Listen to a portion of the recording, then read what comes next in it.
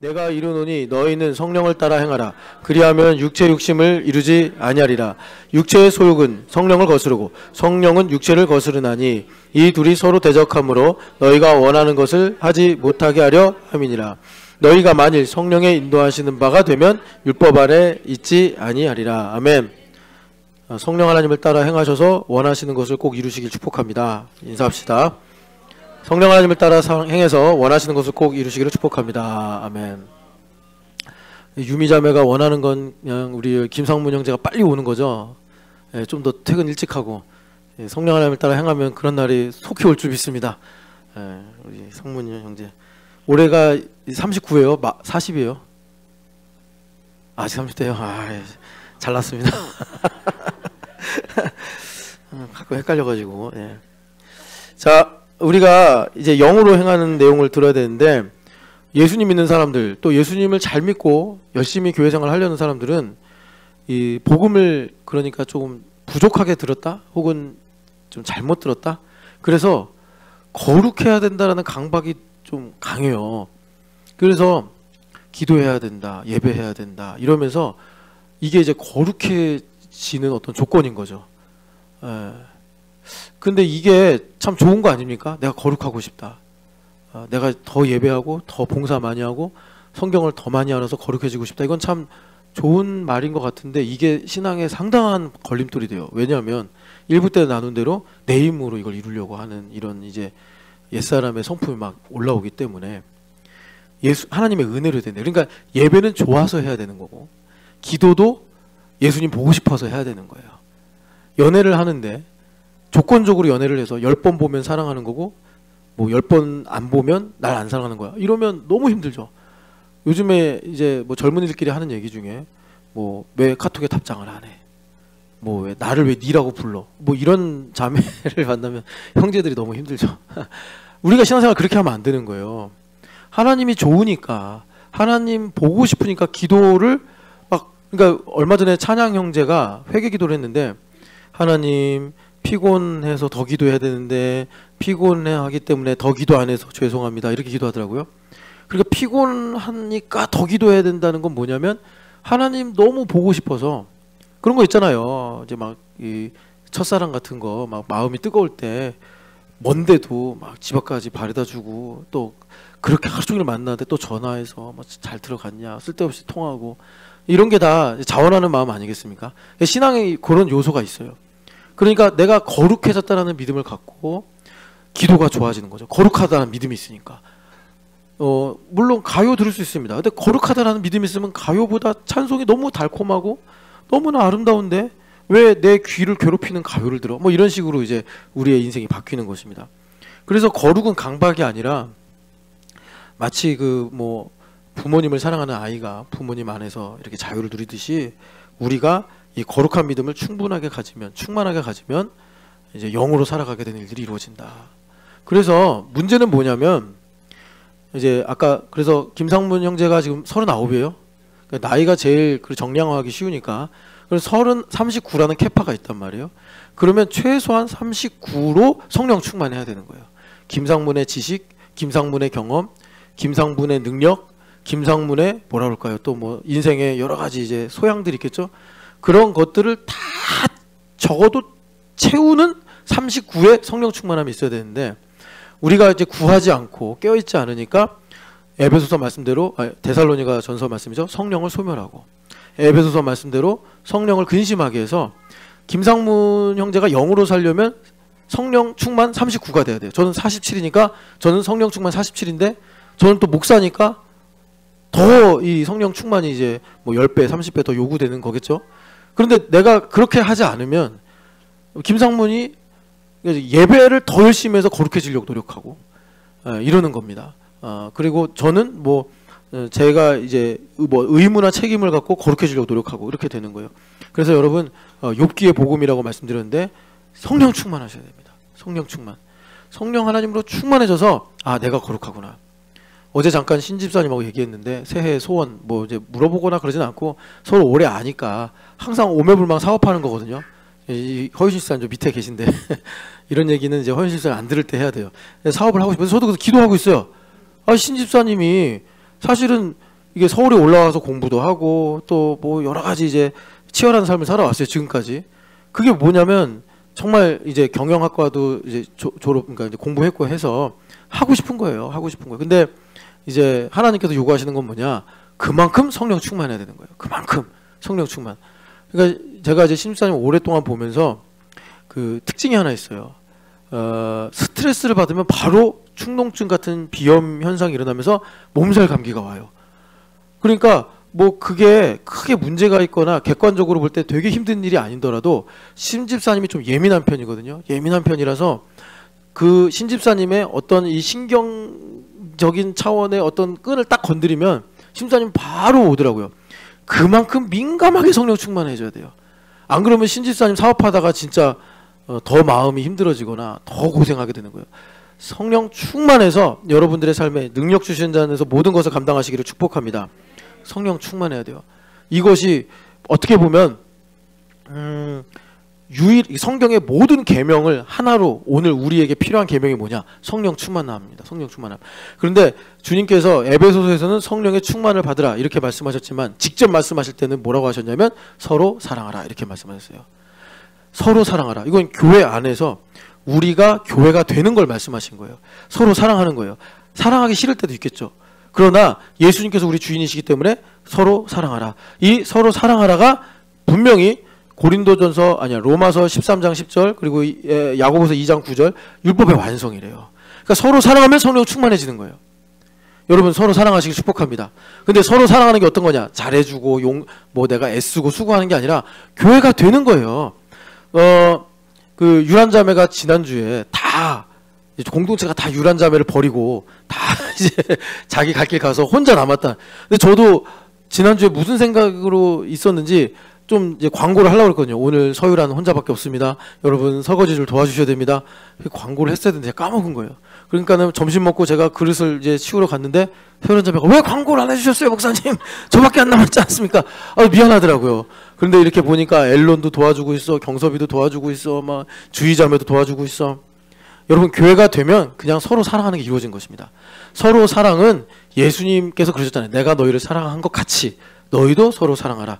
여러분 우리가 교회가 되어서 함께 예배하고 교제하고 또 이렇게 뭐 몇 명씩 모여서 또 등산도 가고 꼭 뭐 우리가 여기서 너무 그러니까 뭐 이 말이 곡해가 없었으면 좋겠는데 그러니까 신앙 행위만이 그러니까 모든 게 사실 신앙 행위예요. 같이 뭐 둘이 나가서 밥을 먹는 것도 신앙 행위요. 뭐 요즘에 이제 날 풀리면 축구하러 또 모이겠죠. 그럼 축구하는 것도 신앙 행위요. 그래서 여러분 그렇게 해서 우리를 주님께서 성령 충만하게 하셔서 육에 속한 차원에서 영에 속한 차원으로 옮겨주시더라. 영에 속한 차원으로 옮겨지면 뭐가 좋으냐? 뭐가 좋으냐면 여러분 주님께서 그랬잖아요. 갈릴리에서 보자. 이게 뭐냐면 지평선이에요. 지평선. 그러니까 내가 이 위치에서 보이는 지평선이 있죠. 그게 나의 한계예요. 그런데 내가 달려가서 지평선 위에 서면 또 그 너머에 뭐 산이 보이고 계곡이 보이고 강이 보이고 들이 보이고 이렇게 나타나겠죠. 지평선 위에 세우시는 거예요. 영으로 사는 것은. 그래서 나의 지경을 넓혀주시고 내가 우리 부모님을 공경하는데 문제는 뭡니까? 왜 바울 사도가 율법을 지키려다 비명을 질렀죠? 내 능력을 넘어서지 못하는 거예요. 그러니까 부모님을 공경한다고 해놓고서 뭐 저도 제 자식이니까 부모님을 괴롭히는 거예요. 여러분 사랑하지도 않는데 스트레스 받겠습니까? 사랑하고 잘 하려고 하다 보니까 스트레스 받고 오해가 생기고 내 쓴뿌리가 드러나고 이러는 거 아니겠어요? 영으로 살면 이걸 주님께 넘어가게 하신다는 것입니다. 여러분 우리가 행복한 게 뭐냐면 나의 한계를 넘어설 때 행복한 거예요. 주님께서 그 일을 해주신다는 거예요. 나의 한계를 넘어선다. 이거 우리는 그러니까 모르기도 하고 암묵적으로 알기도 하는데 그러니까 서로 만나서 대화를 하다가 성령 하나님으로 충만하면 내 입을 통해 성령 하나님께서 말하게 하십니다. 그럴 때 이거는 내가 하는 말이 아니라 성령 하나님 하시는 말이구나. 그럴 때 우리는 인간이고 영물이기 때문에 그럴 때 정말 행복하고 그럴 때 우리 인생이 변화되는 놀라운 은혜가 있게 되는 거예요. 여러분 성령의 살아옴으로 살아가시기를 소망하시기를 축복합니다. 그래서 참 오늘 또 우연히 이렇게 일치가 됐는데 여기 책 속에 보면 이 책이 조금 어려울 수 있는데 너무나 유익한 책이라서 저는 좀 뭐 가능하면 조금씩이라도 여러분 읽으셨으면 좋겠는데 여기 보면은 역사가 반복되고 과거로 회귀되는 그런 흐름은 늘 있어 왔다는 거죠. 새롭지도 않다. 지금 미국이 또 그렇고 있다. 그러니까 미국에도 많은 오류가 있지 않습니까? 그런데 그런 문제가 계속 반복이 된다는 거예요. 그럼 여기서 우리는 무엇을 해야 되느냐? 그것을 여기 기도와 성철이다. 그러니까 영적으로 살자 이거예요. 영을 따라 생각하자. 끔찍했던 우리의 과거가, 우리 아이들이 물론 600년 전 자기가 아무랑 상관이 없는 일이지만 오늘 칼럼에 말씀 쓰인 대로 김성일의 길과 황현길의 길, 이 과거를 보면서 지금 나의 맹점이 뭐며 편견이 무엇인가 내가 기도와 성찰을 통해 듣고 진지하게 귀를 기울일 때 우리에게 주신 자유, 근데 여기 보면 아이러니하게도 이 자유 때문에 우리가 고생한다는 거죠. 실수를 많이 하니까. 차라리 하나님께서 기계로 만드셨으면 우리는 실수도 안 하고 오해도 안 하고 그냥 뭐라 그럴까, 틀리지 않게 살 거 아니에요. 근데 우리가 자유가 있으니까 꼭 틀리고 흔들리고 이런단 말이에요. 그런데 이 자유를 하나님께서 우리가 그렇게 괴롭우라고 주신 것이 아니라 우리가 영으로 살면서, 그러니까 우리에게 품위를 주시고 우아함을 주시고 용기를 주시고 또 우리에게 특별한 어떤 의미와 선물을 주신다. 영으로 살자. 나를 성찰하고 돌아보자. 기도하자. 여러분 영으로 살아가시기를 축복합니다. 그래서 영으로 산다는 건 뭐냐면 심판을 이기는 긍휼이다. 한번 야고보서 찾아보시겠어요? 여기에 있거든요. 야고보 선생님이, 여러분 예전에도 한번 말씀드렸잖아요. 예수님의 바로 아래 동생이에요. 그 아래 동생이 유다서를 쓰신 유다 선생님이고, 여기 야고보 선생님은 사도 야고보가 아니라 예수님의 동생 야고보예요. 그런데 이 야고보 선생님이 어떤 분이냐면 AD 한 70년경에 이분이 순교 당하셨어요. 예루살렘 교회 담임 목사님이셨는데, 그런데 이 순교를 당할 때, 그러니까 로마의 영향력이 약해지면서 이제 반란이 막 일어나기 시작하는 거예요. 그 이제 가나안 땅에. 그러면서 예수님을 그 십자가에 못 박을 때는 제사장들과 바리새인들이 빌라도에게 가서 이랬잖아요. 죽여달라고. 왜 그랬죠? 이들에게 사법권이 없는 거예요. 그러니까 자기들끼리 종교 재판을 해놓고 예수님은 구약의 법에 의하면 신성모독죄로, 그러니까 신성모독죄 구약에 보면 이제 돌로 쳐서 죽이라고 그랬잖아요. 죽여야 되는데 지금 로마의 지배를 받으니까 이 집행할 수가 없는 거예요. 그래서 이제 빌라도에게 데려가서 죽여달라. 우리 법에 의하면 예수라는 이 사람은 죽어야 된다. 근데 빌라도가 신문을 쭉 해봤는데 죄가 없는 거예요. 그래서 풀어주려고 했는데 억지로 그냥 막 당신이 가이사의 종이 맞습니까? 이러면서 예수님을 그렇게 해서 죽였단 말이에요. 그런데 그 뒤로 점점 로마의 지배력이 약해지면서 총독들이 정치를 잘 못한 거죠.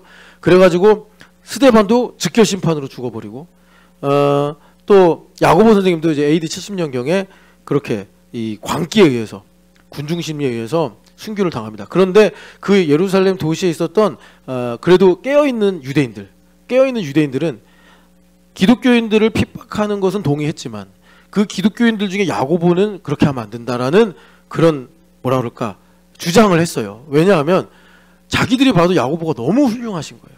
야고보 선생님의 별명이 전승되어서 내려오는데 낙타 무릎이다. 그러니까 이분이 왜 무릎이 이렇게 기형이 됐냐면 그렇게 기도를 많이 하셔서 그랬대요. 그리고 여러분 사도행전에 보면은 베드로 얼마나 성경을 잘 아는 분이에요. 바울 뭐 여러분들이 의심할 바 없죠. 그런데 이 바울과 베드로를 지도하신 분이 야고보 선생님이에요. 그러니까 야고보 선생님이 뭐 출신은 예수님의 동생이니까 목수의 집안에서 태어나서 배움은 없었겠지만 스스로 열심히 공부하고 또 기도하셔가지고 이 성경에 대한 깊이가 바울과 뭐 비슷하거나 아니면 바울 그 이상, 바울을 지도했으니까. 바울 사도가 이방인의 이 동네 다니면서 할례를 받지 마라. 그래서 이 믿음으로만 구원받는 복음을 전했잖아요. 근데 그런 일들을 전할 때 이 야고보 선생님이 그래 할례를 안 받아도 좋은데 목매달아 죽인 짐승이나 또는 음행하는 것이나 피를 마시는 것은 금하자. 그걸 바울 사도가 듣고서 동의를 했단 말이죠. 그러니까 바울 사도를 가르치신 거예요. 상당히 성경에 대한 이 깊이가 있으신 분인데 이분이 그러니까 율법을 통달하신 분입니다. 통달하셨는데 이 통달하신 분이 뭐라고 하시냐면은 자 13절 2장 13절 읽어보겠습니다. 긍휼을 행하지 아니하는 자에게는 긍휼 없는 심판이 있으리라. 긍휼은 심판을 이기고 자랑하느니라. 아멘. 그러니까 영으로 살게 되면은 여기 말씀대로 긍휼이 심판을 이기는 긍휼로 우리가 살아가게 되더라라는 것입니다. 이 말씀이 무슨 뜻이냐면 고린도전서 2장을 가보시면 바울 사도가 고린도 교회 사람들이 예수님을 믿는다고 하면서도 계속 육으로 사고하는 거예요. 자기중심적으로 내가 볼 때 누구는 맞고 누구는 틀리고 이거는 맞고 이건 틀리고 계속 그런 식으로만 생각하니까 야 너희들이 언제까지 이렇게 어린아이같이 생각할 거냐.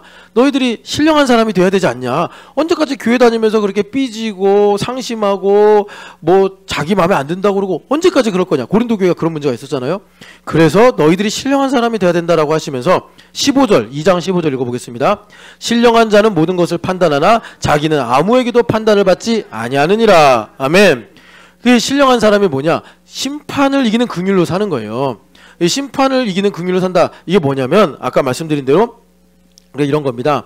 나와 타인의 관계에서 보면은 누가 나에게 충고를 줄 수 있잖아요. 잠언에 보면은 친구의 충고는 원수의 입맞춤보다 낫다 이런 말씀이 있단 말이에요.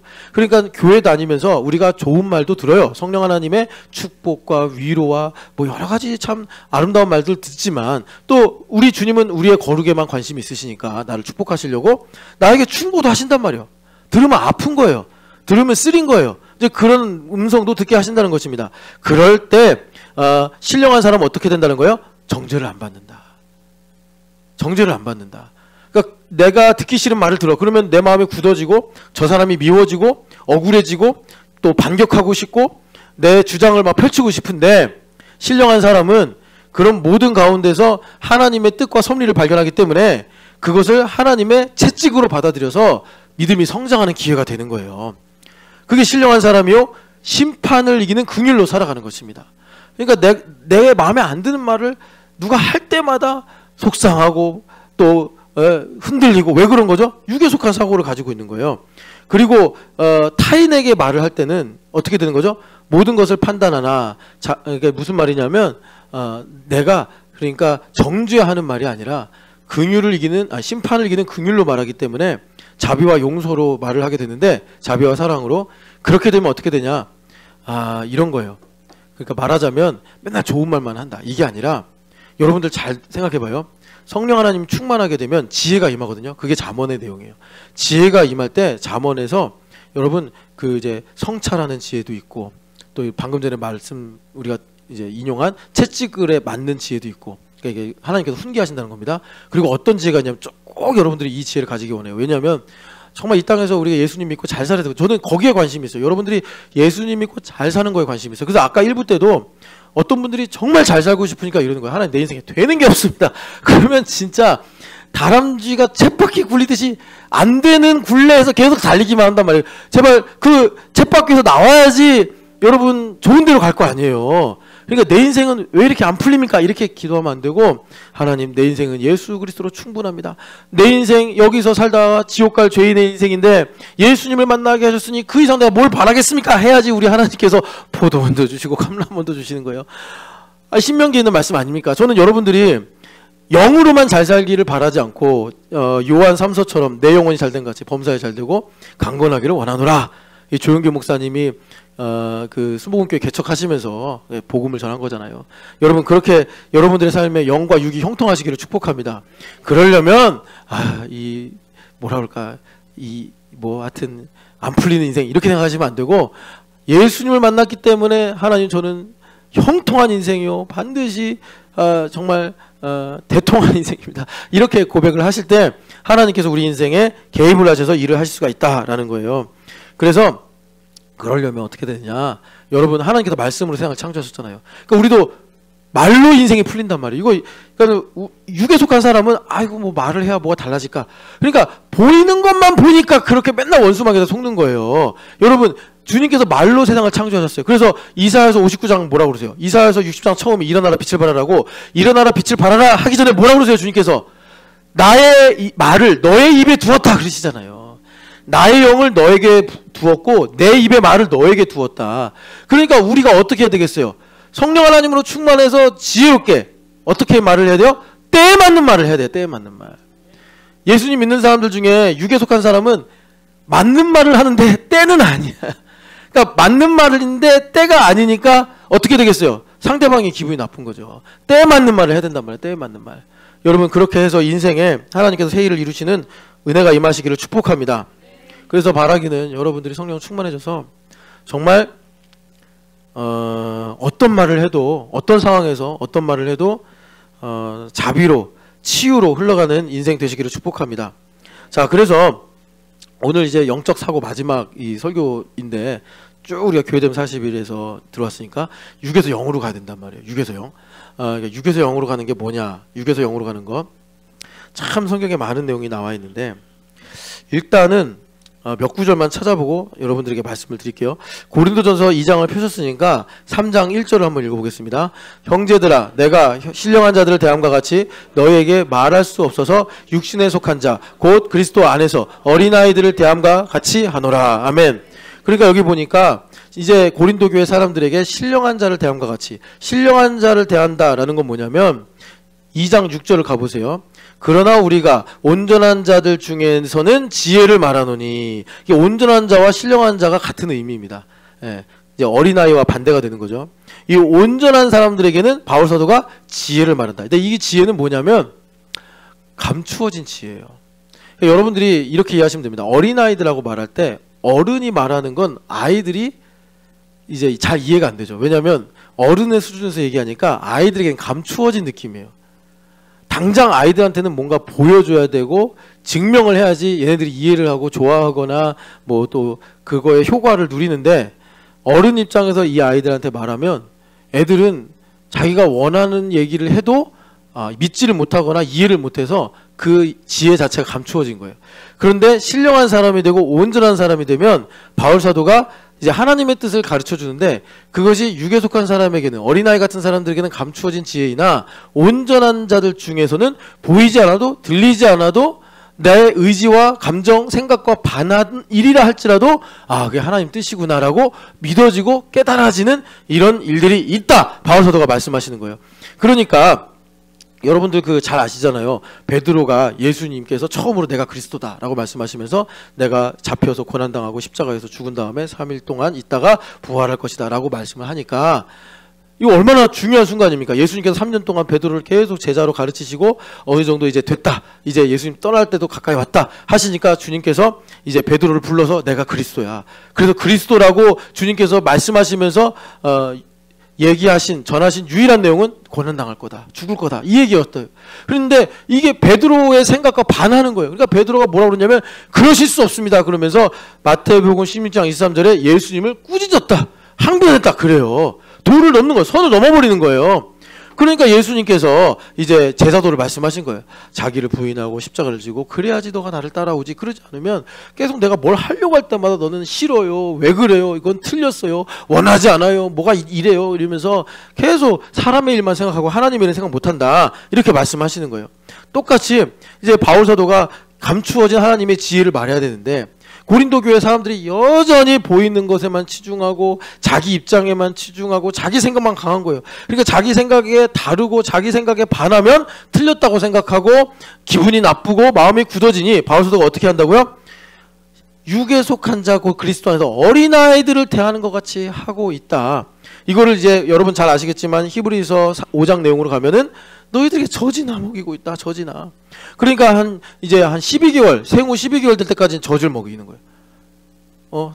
애기들 다 내려가서 없구나. 그런데 한 6개월부터 이유식 먹이잖아요. 그리고 한 이제 24개월 정도 되면 뭐 고기도 먹고 이제 밥도 먹고 실컷 먹어야지 영양분도 충분해지고 잘 클 거 아니에요. 그런데 5살이 됐는데도 계속 우유만 먹고 10살이 됐는데도 우유만 먹고 이러니까 성장에 문제가 있는 거예요. 이게 건강에 문제가 생기는 거예요. 그러니까 바울 사도가 탄식하는 거예요. 언제까지 내가 너를 뭐라 그럴까? 어이구 잘한다. 언제까지 내가 이래야 되냐? 너희들 성장하려면 히브리서 12장에 나온 것처럼 때로는 혼내기도 해야 되고, 왜 그러냐? 그런 말 하면 되냐? 이렇게 혼내기도 해야 되는데 언제까지 잘한다. 너 언제까지 그래야 되냐라고 바울 사도가 탄식을 하는 것입니다. 그래서 우리가 여기 이제 뭡니까? 이제 신령한 자가 된다. 그럼 신령한 자의 지혜가 뭐냐면, 여러분 단적으로 보여주는 것이 엘리야 이야기인데 열왕기상 19장으로 보세요. 저는 정말 올해에 여러분들에게 우리가 지금 이렇게 말씀 모토를 부르짖으면서 달려왔지 않습니까? 꼭 이루어지기를 축복합니다. 열왕기상 19장 말씀. 열왕기상 19장 보면 이제 엘리야가 갈멜산에서 승리를 했잖아요. 그런데 그 승리한 것 때문에 완전히 낙심이 돼가지고 도망가 버렸단 말이에요. 도망가 버리고 12절 우리가 잘 아는 말씀이죠. 12절 읽어보겠습니다. 또 지진 후에 불이 있으나 불 가운데에도 여호와께서 계시지 아니하시더니 불 후에 세미한 소리가 있는지라. 아멘. 이게 무슨 말이냐면 엘리야가 갈멜산이에요. 여러분 여기가 이제 지도라고 생각해봐요. 그럼 여기가 북이스라엘 끝입니다. 끝에 갈멜산이었어요. 근데 어디까지 도망가냐면 얼마나 낙심이 되고 얼마나 힘들었는지 갈멜산에서 실컷 승리하고 이세벨이 협박하니까 그러니까 우리나라로 말하면 저 신의주 쪽에서 갈멜산이 신의주에 있어요. 여러분 상상해보세요. 신의주 쪽에서 냅다 뛰어가지고 부산까지 온 거예요. 네, 부엘세바라고 부산까지 와가지고 근데 이제 그쪽은 남유다니까 이세벨의 이 통치가 미치지 못하는 곳인데 혹시 자객이라도 보내서 나를 암살할지도 모른다. 이래가지고 완전히 낙심이 돼서 하나님 계신 거 맞냐 막 이런 식으로 생각하면서 나중에는 자기를 따라다니던 이 수종 들던 제자까지도 따로 가자. 왜? 둘이 다니면 눈에 띄니까. 그래서 그 모세 선생님이 하나님을 만났던 호렙 그러니까 미디안 광야 이 시내 광야로 이분이 들어가 버린 거예요. 이제 숨어서 자객도 못 쫓아올 수 있는 그런 곳에 가서 그리고서 거기서 중리산이 뭐 광야 들어갔으니까 여러분 뭐 마실 게 있겠습니까? 먹을 게 있겠습니까? 몸은 지쳤지 마음도 그냥 곤고하지. 그러니까 결국 하는 말이 여러분 9절 읽어보세요. 그 위에 9절 엘리야가 그곳 굴에 들어가 거기서 머물더니 여호와의 말씀이 그에게 임하여 이르시되 엘리야야 내가 어찌하여 여기 있느냐. 이게 세미한 음성이에요. 그러니까 하나님의 음성은 여러분 막 복잡하지 않아. 이거를 보이스, 음성으로 들었는지 아니면 마음의 감동으로 들었는지 아니면 머릿속에 딱 떠오르는 생각으로 들었는지 우리는 몰라요. 근데 하나님은 모든 채널을 통해서 말씀하실 수 있어요. 어쨌든 세미한 소리를 들었어요. 그랬더니 엘리야가 하는 말이 뭐냐면 그가 대답하되 읽어봅시다. 그가 대답하되 내가 만군의 여호와 하나님 여호와께 열심히 유별하오니 이는 이스라엘 자손이 주의 언약을 버리고 주의 제단을 헐며 칼로 주의 선지자들을 죽였음이오며 오직 나만 남았거늘 그들이 내 생명을 찾아 빼앗으려 하나이다. 아멘. 결과적으로는 나만 남았으니 이제 죽여달라고 기도를 하는 거예요. 왜냐하면 그 위에 이 광야를 이렇게 방황하다가 여러분 잘 아시는 것처럼 로뎀나무 그 로뎀나무는 가시덤불이에요. 뭐 이렇게 이파리가 넓어가지고 탁 들어가면 시원한 그런 나무 그늘이 아니라 이 가시나무 같은 거. 그러니까 가시나무 같은 데다 얼굴만 타조처럼 쳐박고 뭐라 그랬어요? 죽여달라고 하나님께 그런 기도를 했잖아요. 나를 죽여달라고 막 그렇게 기도하는 중에 하나님께서 이제 동굴로 인도하셔서 너가 왜 여기 있냐 했더니 전 이렇습니다 라고 얘기한 거예요. 그 뒤로 하나님께서 강한 바람으로 산을 쪼개시고 바위를 부수시고 지진이 나게 하시고 또 불이 번쩍번쩍하게 하시고 근데 아무 일도 없는 거예요. 그런 다음에 매우 조용한 상황에서 다시 세미한 소리가 있는 거예요.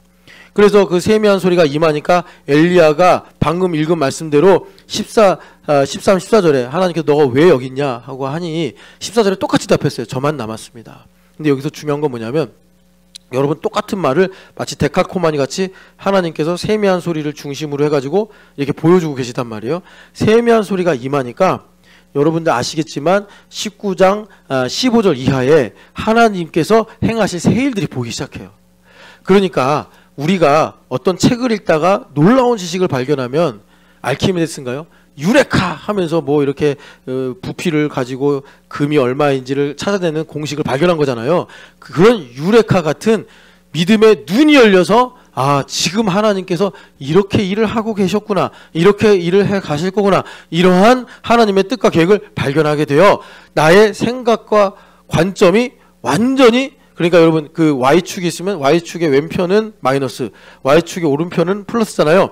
이 마이너스에서 플러스로 옮겨지는 거예요. 근데 놀라운 건 뭐냐면 내가 생각이 바뀐 게 아니에요. 내가 어떤 다짐을 한 게 아니에요. 내가 없던 것을 가져서 뭐 득템했다 이런 것도 아니에요.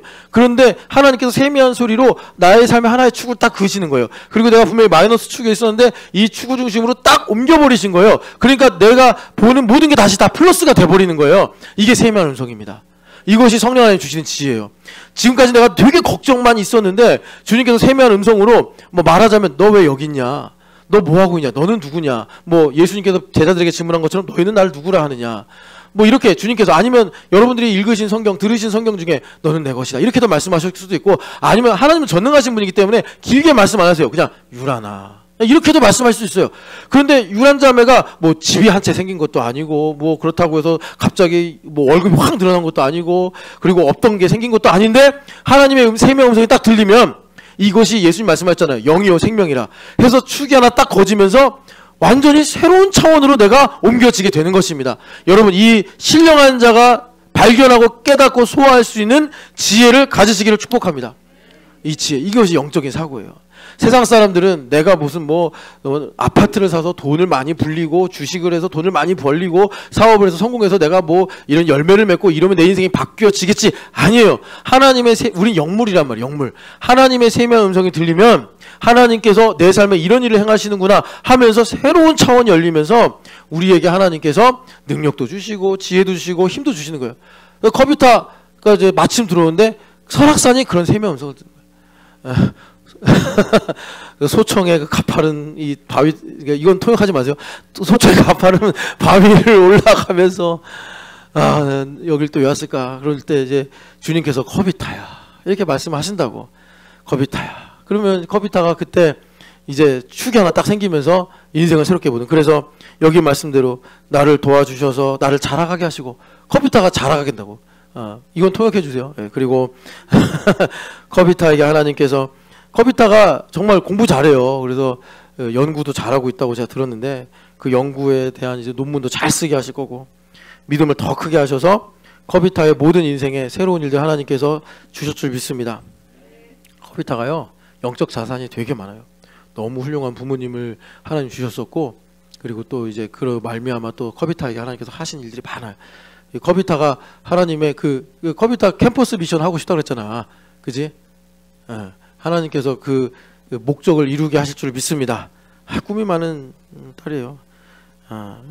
그래서 우리 니베타 자매가 그랬대요. 커비타는 아직 아기다. 그러니까 니베타의 수준에서 보면은 아직 어리구나. 그래서 니베타도 데려갔어야 되는데 니베타 안브라자님 휴가가 안 나가지고.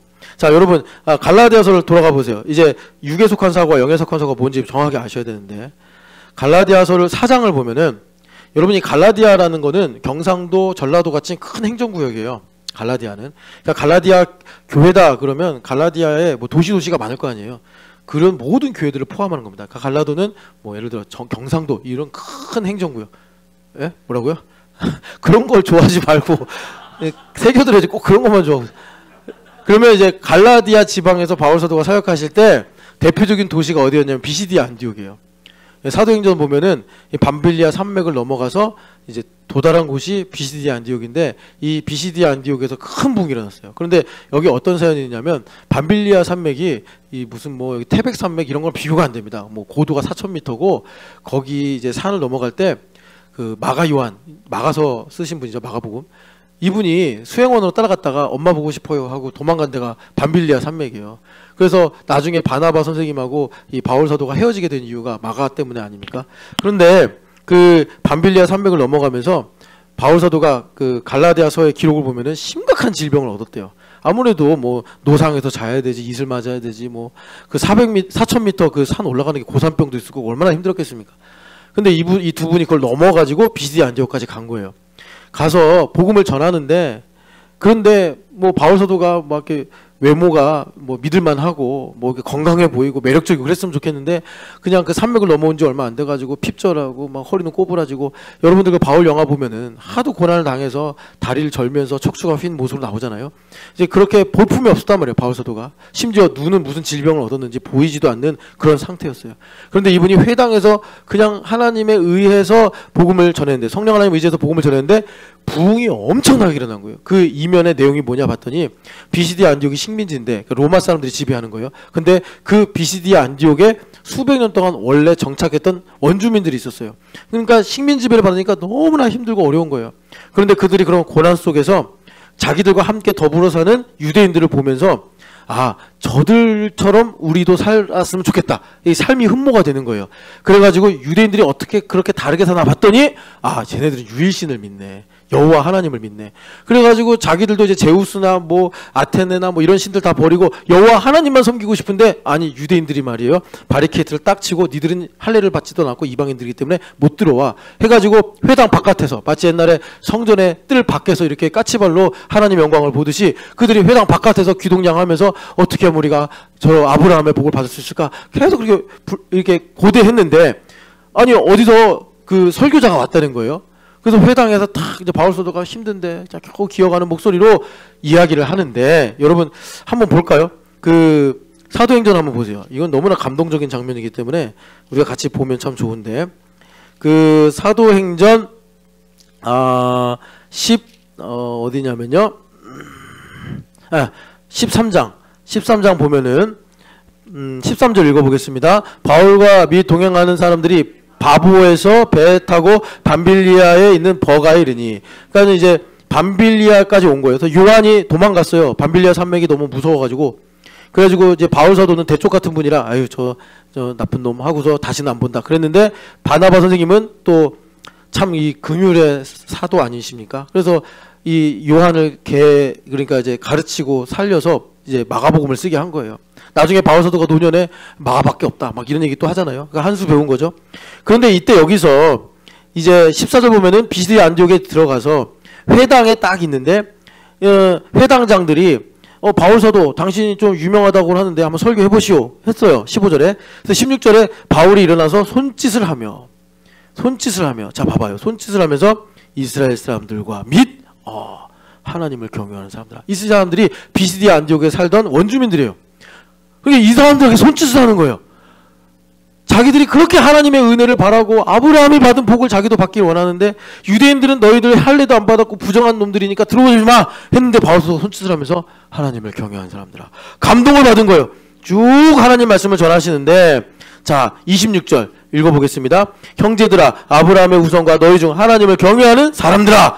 아니 바울 사도가 설교 초두에 하나님을 경외하는 사람들아 하고 손짓을 하시던 이분이 마지막에 가서 뭐라 그러는 거예요? 형제들아. 그러니까 자기들이 구원은 하나님께 있다라고 믿어지긴 하는데, 이 유대인들이 쳐놓은 바리케이트 때문에 찬양도 못 부르고 또 설교도 못 듣고 은혜를 못 받고 있었단 말이죠. 그런데 바울 사도가 그걸 깨버리는 거예요. 한순간에 형제들아. 그러면서 아브라함의 후손과 이제 유대인들이죠, 하나님을 경외하는 사람들아, 이방인이죠, 너희들에게 구원의 말씀을 똑같이 보냈으니까 야 너희들 예수님 믿고 구원받아라. 그러니 이분들의 마음에 불이 붙으면서 와 바울 사도 고맙습니다, 우리도 하나님의 자녀가 될 수 있군요 해가지고, 자 다시 갈라디아서 4장으로 가봐요. 갈라디아서 4장 13절을 보면은 자 이렇게 써 있습니다. 내가 처음에 육체의 약함으로 말미암아 너희에게 복음을 전한 것을 너희가 아는 바라. 밤빌리아 산맥을 건너가면서 온갖 중병을 얻어가지고 내가 약함으로 설교한 거 너희들 알지 않냐. 그런데 너희들이 봐봐요. 너희를 시험하는 것이, 그러니까 너희들이 보면서 아유 저 사람이 무슨 설교나 할 수 있겠어, 이런 바울 사도의 약함이 육체에 있었는데도 너희들이 나를 업신여기지도 않고, 그 업신여기지 않은 이유를 알죠? 형제들아 이렇게 초대를 한 거예요. 그러니까 그분들이 그 말씀에 사로잡혀가지고 너희가 나를 하나님의 천사같이, 심지어 예수 그리스도와 같이 영접하지 않았냐. 그 비시디아 안디옥에 있었던 일을 지금 바울 사도가 말씀하시는 거예요.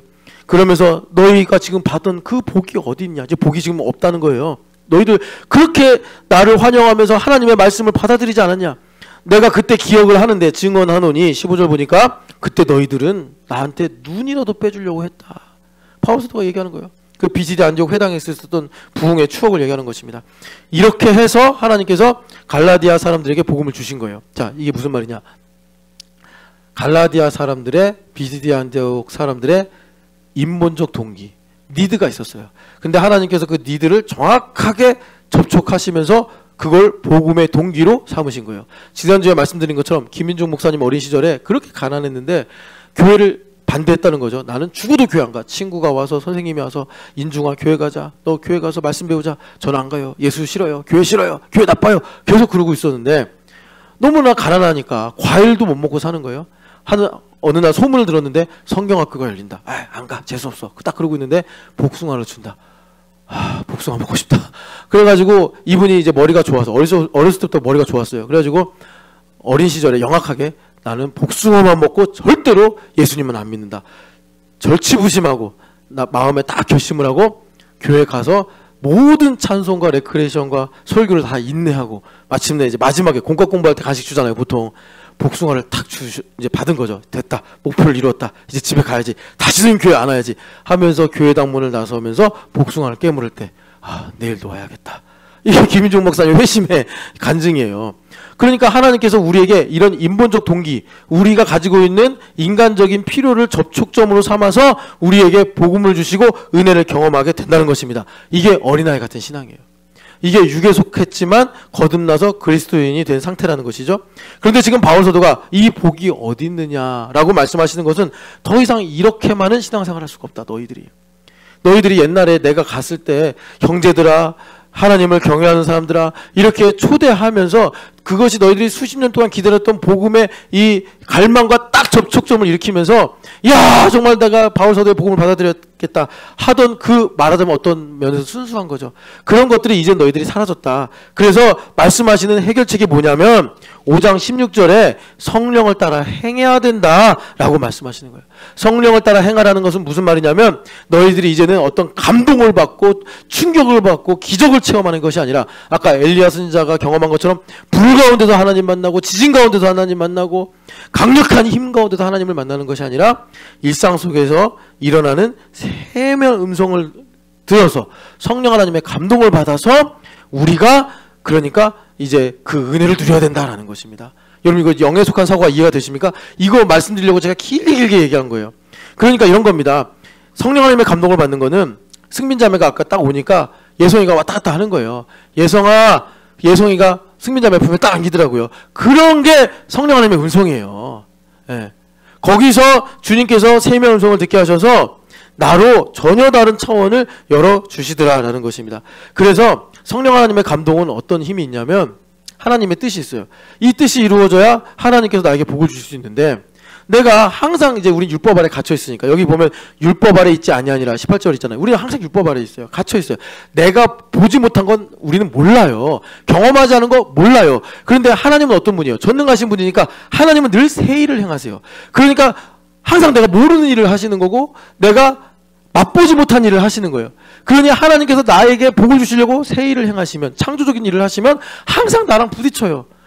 베드로 선생님이 옛날에 예수님을 항변하고 꾸짖은 것처럼 항상 부딪혀요. 그러니까 성령 하나님의 세미한 음성으로 전능자의 숨결로 말씀하시면 그것이 나의 뜻과 생각과 전혀 반하더라도 하나님께서 나를 감동을 주셔서 사로잡으셔서 하나님의 새 일을 행하실 수 있는 거예요. 교회됨 40일 하자.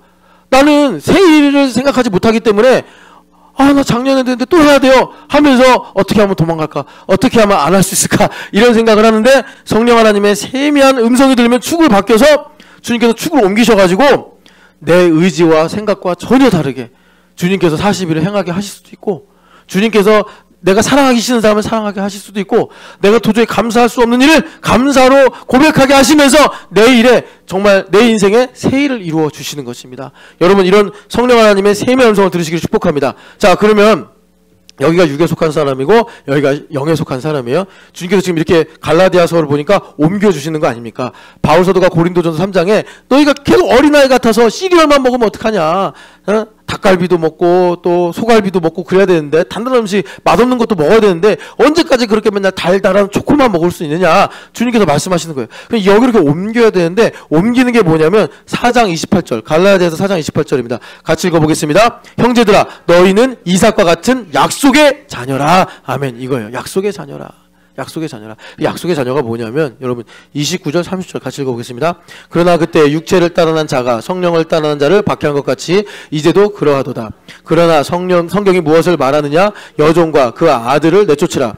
여종의 아들이 자유 있는 여자의 아들과 더불어 유업을 얻지 못하리라 하였느니라. 아멘. 그러니까 이제 육에 속한 상태에서 영에 속한 사고로 가야 돼. 그래야지 나의 삶의 지경이 넓어진다고. 여러분들이 덜 자고 더 많이 일해서 지경이 넓어지는 것이 아니라 우리는 예수님 믿는 사람들이란 말이에요. 육에 속한 차원에서 영에 속한 차원으로 옮겨져야지 하나님께 나의 삶의 지경에 분천과 샘을 주시고 포도원과 감람원을 열어주신다는 것입니다. 그러려면 어떻게 되느냐? 내 안에 육체를 따라는 엄태우가 있고 약속을 성령 하나님을 따라는 엄태우가 있는 거예요. 근데 이걸 자연 상태에 놔두면 누가 이겨요? 이스마엘이 이기는 거예요. 내 안에 이스마엘도 있고 이삭도 있단 말이에요. 내 안에 육을 따라는 엄태우도 있고 영을 따라는 엄태우도 있는 거예요. 그래서 항상 바울사도가 그래서 비명을 지르는 거예요. 나는 하나님의 뜻을 행하기 원하는데 내 마음에 다른 법이 있어서 나를 사망으로 끌고 간다. 사망으로 끌고 가는 법도 바울사도고 하나님 뜻대로 행하고 싶은 사람도 바울사도란 말이에요. 그래서 이 둘이 충돌하니까 바울사도가 나 죽게 됐다. 오라 나를 여기서 건져낼 사람이 누구랴. 그러면서 그 다음에 바로 예수 그리스도 안에서는 다시는 결코는 정죄함이 없느니라 이렇게 말씀하시는 거라. 그러니까 여러분 우리 주님께서 그래서 기도와 성찰을 말씀하시는 거예요. 아, 내 안에 육을 따라는 엄태우가 있고 영을 따라는 엄태우가 있는데 나는 지금 거룩하기 때문에 영을 따라 살기를 원하는 거구나. 육을 따라서 난 엄태우가 하는 말은 진실하지 않구나. 그것은 거짓이구나. 이걸 내가 이제 분별하는 거예요. 성찰을 통해서 기도하면서 분별하는 거예요. 그래서 내가 영을 따라서 살아가기를 동의를 드리면 성령 하나님께서 나의 삶에 이 육을 따라난 나의 가치, 나의 생각, 나의 경험 이런 것들을 다 멸하시고 새 일을 행해 주셔서 나로 하나님께서 하나님의 뜻이 이루어지는 복된 삶을 살게 하시는 것입니다. 30절 같이 읽어보겠습니다. 그러나 성경이 무엇을 말하느냐? 여종과 그 아들을 내쫓으라. 여종의 아들이 자유 있는 여자의 아들과 더불어 유업을 얻지 못하리라 하였느니라. 아멘. 그러니까 뭐 하라는 거예요? 여종과 그 아들을 내쫓으라. 무슨 말이에요? 여종은 내 뜻대로 내 힘으로 살고 싶어 하는 거고 그런 나의 인본적인 본성 때문에 파생된 것이 이스마엘 그 아들이란 말이에요. 이걸 내쫓아야 된다고. 그러니까 내 안에 하나님께서 말하자면 이거예요. 여종과 그 아들을 내쫓으라. 그러니까 여종과 그 아들이 만드는 두려움도 있고 의심도 있고 뭐 여러 가지 복잡한 상황들이 있겠죠. 그것을 어떻게 하라는 거예요? 내쫓으라고. 그런데 여러분 이제 아브라함 이야기로 돌아가 봐요. 아브라함이 이스마엘과 하가를 내쫓을 때 기분 좋았을까요? 아니에요. 사라는 기분 좋았을지 몰라요. 사라는. 근데 아브라함은 자기 새끼니까 그것도 10몇 년 키웠잖아요. 이스마엘. 그러니까는 자기 닮았을 거고 얘도 사랑하는데 하나님께서 무슨 일인지 내쫓으라는 거예요. 내쫓으라고. 그러니까 아브라함은 막 눈물 흘렸을지도 몰라요. 저 끝에서 사라지는 뒷모습을 끝까지 봤을지도 몰라요.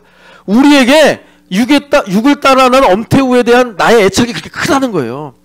이거 내쫓기가 싫은 거예요. 내 건데 그러면서 그러나 우리 하나님께서 하나님 나라를 주시기 위해서 내 안에 육체를 따라난 엄태우를 내쫓아야 돼. 그 여종과 그 아들을 내쫓아야 돼.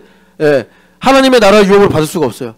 우리는 이 영을 따르는 말하자면 나의 정체성을 분명히 가지고 있어야지 아브라함으로 말하면 본토 친척 아비집을 떠나는 겁니다. 그래야지 옛사람을 벗고 새사람을 입어야지 주님께서 우리에게 영을 따라 생각하게 하시고 영을 따라 일을 하셔서 로마서 8장 4절의 말씀처럼 율법의 요구가 이루어진다. 율법의 요구가 이루어지는 게 여기 이제 밑에 있어서 잘 안 보이시겠지만 오버월 담장을 뛰어넘는 거예요. 율법의 요구가 이루어지는 거. 그러니까 다윗이 18편에 고백한 내용인데 전쟁을 많이 했잖아요. 그러면 이제 승리하려면 어떻게 해야 돼요? 적들이 세운 성벽을 뛰어넘어야 돼요. 뭐 공성전을 하면서 뛰어넘을 수도 있고 문을 부셔서 들어갈 수도 있고 뭐 보병을 심었다가 이 전략적으로 이제 우회해가지고 그 성을 뛰어넘을 수도 있겠죠. 하나님께서 그런 방법을 이 다윗에게 주셔서 다윗이 전쟁에서 수없이 승리했다는 거예요. 다윗은 전쟁에서 한 번도 진 적이 없는 정말 말하자면 전쟁의 신 이순신 같은 그런 존재란 말이죠. 그런데 그렇게 오버월을 할 수 있었던 이유는 뭐냐면 말하자면 여기 이제 안 보이시지만 크로스 리버 영적으로 생각하고 영으로 판단하는 일들이 있었기 때문에 하나님께서 나의 삶에서 지경을 넓혀주신 일들이 이루어졌더라라는 것입니다. 그래서 여러분들도 이제 제 나이 정도 돼서 세상의 이치와 이런 모두 움직이는 것들을 보면은 어떻게 보면은 숙명적으로 우리 인생이 결정된 부분들이 많아요. 그러니까 뭐 젊은 애들이 이런 말 하는 거예요. 흙수저니 금수저니. 왜냐하면 그런 것들이 너무 절대적으로 영향을 주는 것 같아서 이미 내가 결정된 거 아닌가. 사실 성경은 그거를 똑같이 맞다. 너희들 거의 결정됐다. 이렇게 말하고 있는 거예요. 그런데 영을 따라 살아가면 그 결정된 삶에서 벗어날 수 있다. 율법 아래에 있지 않게 될 수 있다. 주님께서 말씀하시는 거예요. 이걸 성경으로 말하면 궁극적으로 사망이 나를 지배하지 못한다. 여러분 이렇게 성령 하나님 안에서 자유하시기를 축복합니다. 그래서 제가 하나만 예를 드리고 이제 마칠게요. 성령을 하나님을 따라 사는 게 뭐냐?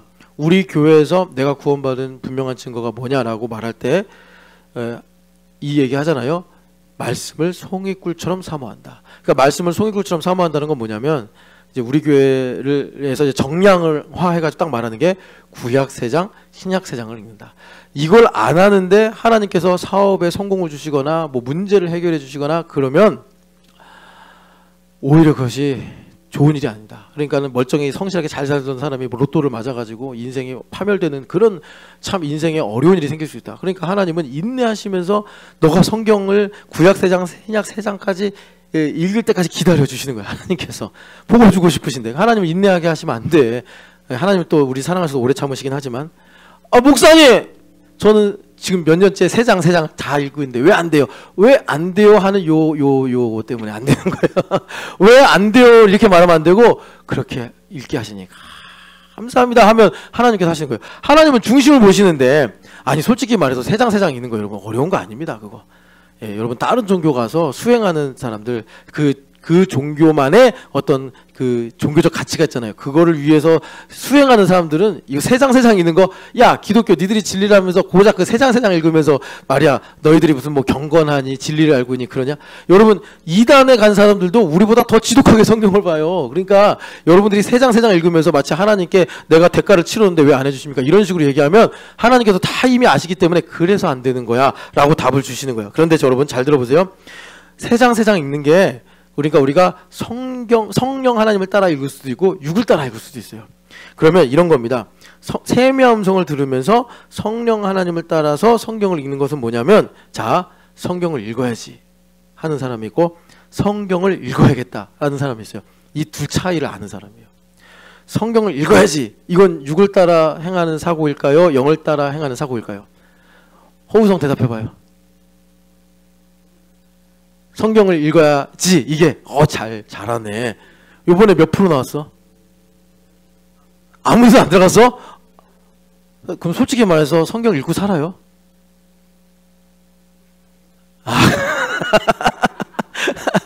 되게 솔직하네. 그래요. 오늘 맞춘 것을 기념으로 저기 전일준 집사한테 나를 초대해 주세요 하든지 김찬양 저기 집사한테 나를 초대해 주든지 해. 시신목에 들어가든지 팔복클럽에 들어가든지. 근데 팔복클럽은 이미 좀 많이 있으니까 시신목에 들어가든지 해요.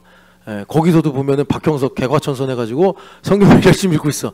그러니까 여러분 성경을 읽어야지. 이게 지금 영에 속한 사고라고?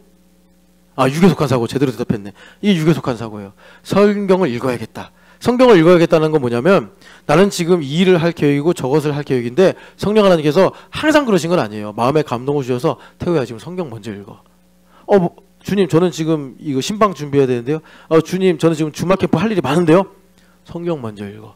그래서 성경을 읽어야겠다 하면은 거기서부터 하나님께서 해결문을 딱 잡으시고 인생을 형통하게 풀어 가신다는 것입니다. 여러분 성령 하나님을 따라 살아가시기를 축복합니다. 그래서 성령 하나님으로 우리가 따라가면 영을 따라가는 인생을 살게 되면은 두 가지가 있어요. 1번 마음이 평안해요. 마음이 평안해요. 마음이 평안한 건 뭐냐면 이런 겁니다. 우리가 이 땅에서 마음 평안하기가 쉽지 않아요. 그리고 마음 평안하려면 아무 일도 안 하면 마음 편해요. 정말로 아무 일도 안 하면. 근데 정말 열심히 성실히 사는 사람은요, 그러니까 겉으로는 평안할지 모르지만 마음에 깊은 골이 생겨요. 그래서 성령 하나님으로 충만하고 영을 따라 살아가야지 마음이 평안해요. 여러분 꼭 기억하세요. 마음이 평안해야 성령 하나님 일하실 수 있습니다. 내가 마음이 막 울퉁불퉁하고 마음이 이랬다 저랬다 하면 성령 하나님 아무 일도 못해. 그러면 내 손해요, 내 손해. 여러분 영을 따라 살면서 가장 먼저 있는 증거 마음의 평안함, 마음의 평안함. 마음이 분주하지 않아요. 마음이 분주하거나 막 앞뒤가 복잡하거나 이러지 않아. 그냥 안 되면 안 되는 대로 되게 하시겠지. 되면 또 되는 대로 하나님께서 영광 받으시겠지. 마음이 평안해요. 여러분 성령 하나님을 따라 사시면서 늘 마음이 평안하시기를 축복합니다. 그리고 여기까지 가야 돼. 뭐가 있냐면 성령 하나님의 인도하심이 있어야 돼. 그래서 여러분들 각자 삶이 다양하기 때문에 케이스 바이 케이스로 다 말할 수 없잖아요. 그래서 제가 성경 읽는 거 하나로만 말한 거예요. 성령 하나님이 인도하십니다. 정말 성령 하나님께서 오늘은 도저히 피곤해서 성경 못 읽겠어. 그럴 때도 있겠지만 주님께서 그래도 읽어야지 해가지고 성경을 펴요. 순종하는 마음으로. 한 장 읽자마자 내가 너무 졸으면서 쓰러져. 그래도 주님은 그것을 받아주십니다. 여러분 이렇게 성령 하나님의 인도하심이 감화와 감동이 분명한 삶을 살아가시기를 축복합니다.